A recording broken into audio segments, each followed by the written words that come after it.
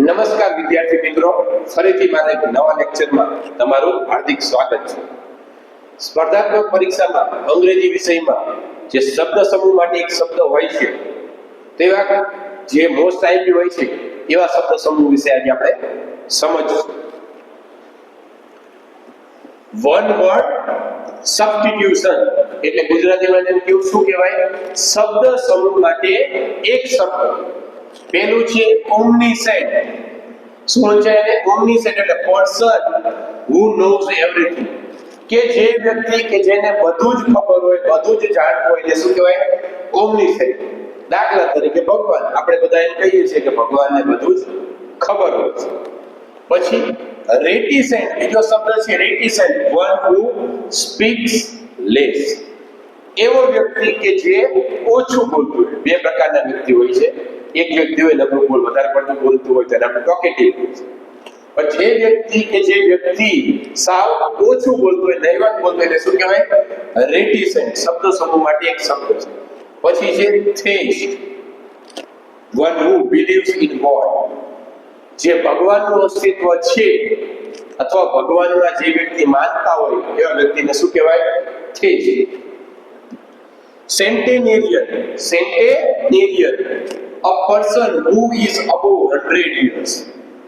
કે વ્યક્તિ કે જે 100 વર્ષ કરતા વધારે ઉંમરના હોય એવા વ્યક્તિને શું કહેવાય? સેન્ટેનેરિયન. Philanthropist, one who loves mankind. Philanthropist એટલે કે જે માનવ જાત છે, માનવ જાતને વધારે પ્રેમ કરતા હોય. Philanthropist એટલે બીજું શું કહેવાય? કે જે વ્યક્તિ વધારે પડતું દાન આપતા હોય, દાતા હોય. આપણે કેટલાય વ્યક્તિ સમાજમાં જોયા છે કે જે પુષ્કળ પ્રમાણમાં સમાજમાં દાન આપે છે, એને શું કહેવાય? Philanthropist કહેવાય. One who loves mankind. Insolvent એટલે કે one who is unable to pay his debts. એવો વ્યક્તિ કે જે પોતાનું દેણું હોય પણ દેણુંની ભરપાઈ કરી શકે એવો વ્યક્તિ નથી, કે જે પોતાનું દેણું ઘણું બધું થઈ ગયું છે પણ એ દેણું ચૂકવી શકે એવું નથી, એવો વ્યક્તિને શું કહેવાય? ઇન્સોલ્વેન્ટ. પોલીગ્લોટ એટલે one who knows many languages. આ મોસ્ટ ટાઈમ છે પોલીગ્લોટ એટલે પોલી એટલે ઘણે બધું, બે કરતા વધુ. one who knows many languages. એવો વ્યક્તિ કે જે ઘણી બધી ભાષા જાણતો હોય એને શું કહેવાય આપણે? પોલીગ્લોટ. પછી સ્ટોઇક એટલે one who is indifferent to pleasure or pain. કે એવો વ્યક્તિ કે indifferent to pleasure or pain, એવો વ્યક્તિ કે જેને સુખ અથવા દુઃખ હોય છતાં પણ એને કઈ ફરક ન હોય. who is indifferent, એનામાં સુખ હોય અથવા દુઃખ હોય, કોઈ પણ જાતનો ફરક ન પડતો હોય, એ વ્યક્તિને શું કહેવાય? સ્ટોઇક.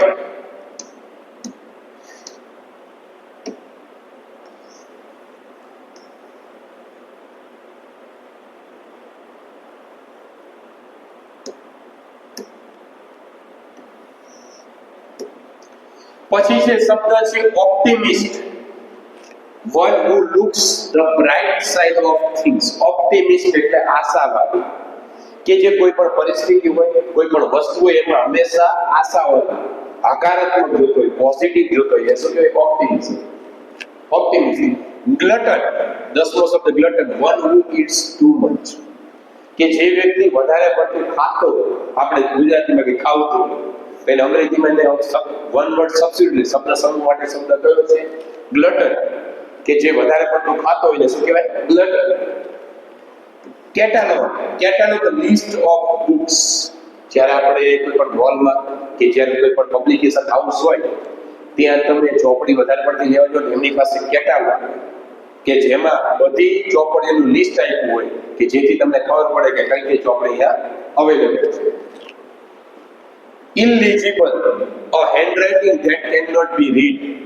કે એવા હસ્તાક્ષર, એવા દાખલા તરીકે રાઇટિંગ કે જે તમે વાંચી ન શકો, તમે સમજી ન શકો. આપણે ખબર છે કે કેટલાય જે અક્ષર એવા હોય કે તમને ઉકલાય, તો એ અક્ષરને શું કહેવાય? એવી રાઇટિંગ ઇલેજિબલ એટલે ઉકલાય નહીં એવા. ગાંધીજીનું એક વાક્ય, સરસ વાક્ય છે કે ખરાબ અક્ષરો એ અધૂરી કેળવણીની નિશાની છે. Contemporary people living at the same time. કે લોકો એ કન્ટેમ્પરરી એટલે બંને એક જ સમયે એક જ સ્થળે એક જ સદીમાં બંને જન્મ્યા હોય, બંને મોટા થયા હોય, કન્ટેમ્પરરી કહેવાય. દાખલા તરીકે બાબા સાહેબ આંબેડકર અને ગાંધીજી બંને એક જ સમયમાં મોટા રીતે ઉછેર થયો. Fatalist, one who believes in fate, એવો વ્યક્તિ કે જે ભાગ્યમાં માને છે. કેટલાય લોકો હોય છે કે ભાગ્યમાં માને છે, કેટલાય લોકો એમ છે કે ભાગ્ય જેવું કશું હોતું નથી, કર્મ જ હોય. તો જે વ્યક્તિ ભાગ્યમાં માનતો હોય એને શું કહેવાય? Fatalist. Pessimist, one who looks the dark side of the thing. Pessimist એટલે નિરાશા. કે કોઈ પણ પરિસ્થિતિ અથવા બનાવ બને તો હંમેશા નિરાશ, એનું નેગેટિવ વસ્તુ જ વિચારતો હોય તેવા વ્યક્તિને શું કહેવાય? પેસિમિસ્ટ. પોઝિટિવ વિચારતો એને શું કહેવાય? ઓપ્ટિમિસ્ટ. અને નેગેટિવ વિચારને પેસિમિસ્ટ. ફાસ્ટિડિયસ, a person difficult to please, કે એવો વ્યક્તિ કે જે ફરી કોઈ દિવસ માને નહીં, એને જે કરવું હોય એ જ કરે. કેટલાય વ્યક્તિને ગમે સારું વ્યક્તિ કંઈક વસ્તુ આપી દો અથવા સારા વાત એને કરો તો એ માની જાય, એ રાજી થઈ જાય. પણ જે રાજી જ ન થાય એ વ્યક્તિને શું કહેવાય? ફાસ્ટિડિયસ. એને જે કામ કરવું એ જ કરે. એનોનિમસ એટલે book written by an unknown author. જ્યારે કોઈ પણ આપણી પાસે બુક હોય, લેખ હોય કે ગમે વસ્તુ લખેલી કે એના લેખક અથવા કવિની જાણ નથી કે કોણે લખેલું છે, તો એની જગ્યાએ શું લખેલું હોય છે? Anonymous. Edible, a thing that is fit to be eaten, કે એવી વસ્તુ કે જે તમે ખાઈ શકો છો. એડિબલ એટલે ખાઈ શકો. આપણે ગમે ખોરાક હોય, કોઈ પણ વેફર હોય, કોઈ પણ વસ્તુ, તેલ હોય કે જે આપણે ખાવા લાગીએ હોય, ખાવા લાયક પદાર્થ હોય, એમાં હંમેશા તમે જો ગ્રીન કલરનો ચોરસ માર્ક કરેલો છે અને નીચે લખેલું છે એડિબલ થિંગ્સ. એડિબલ એટલે ખાવા લાયક.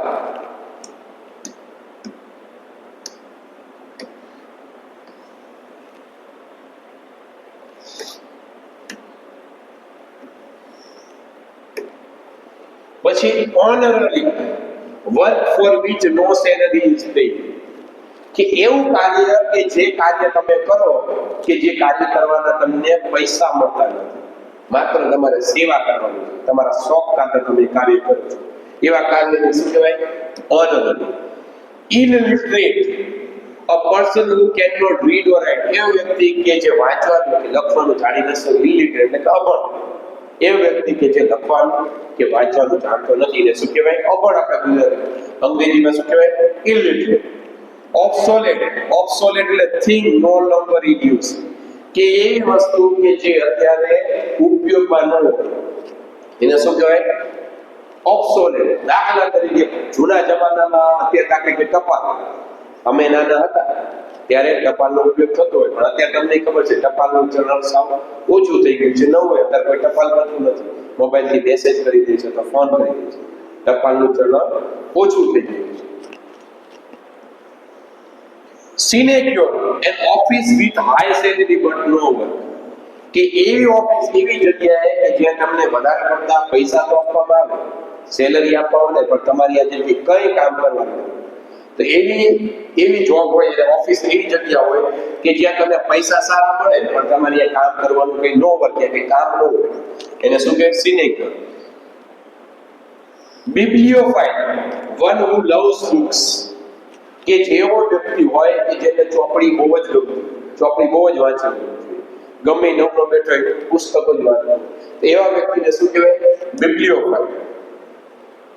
ઇનકોરિજિબલ એટલે one who can not be corrupted, એવો વ્યક્તિ હોય કે જે કરપ્શનમાં માનતો જ નથી, પોતાના સિદ્ધાંતો. આપણે જોઈએ છે સમાજમાં બે પ્રકારના કરપ્ટેડ વ્યક્તિ હોય છે અને કેટલા નોન કરપ્ટેડ, કે ગમે એ થઈ જાય પણ મારા સિદ્ધાંતની હું બાંધછોડ કરીશ. એ વ્યક્તિ જે કરપ્શનમાં માનતો નથી. Incorrigible, one who can not be corrected, corruption નથી પણ કરેક્ટેડ, કે જેને આપણે સુધારી ન શકીએ. મારી મિસ્ટેક થઈ છે. Incorrigible, one who can not be corrected, કે જેને આપણે સુધારી ન શકીએ, એને સુધારવું ન લાગે, એવા વ્યક્તિ જે પોતાની મનમાઇન્ડ એ જ કરી નાખે, એને ઇનકોરિજિબલ. તો આવા જ અંગ્રેજીમાં સ્પર્ધાત્મક પરીક્ષામાં ઘણા બધા જે પ્રશ્નો પૂછાય છે, તો આ પ્રશ્નોને સમજવા માટે મારી ચેનલને લાઈક કરો, સબસ્ક્રાઇબ કરો અને તમારા મિત્રો જે તૈયારી કરતા હોય એની સાથે આ વિડીયોને શેર કરો. જય હિન્દ, જય ભારત.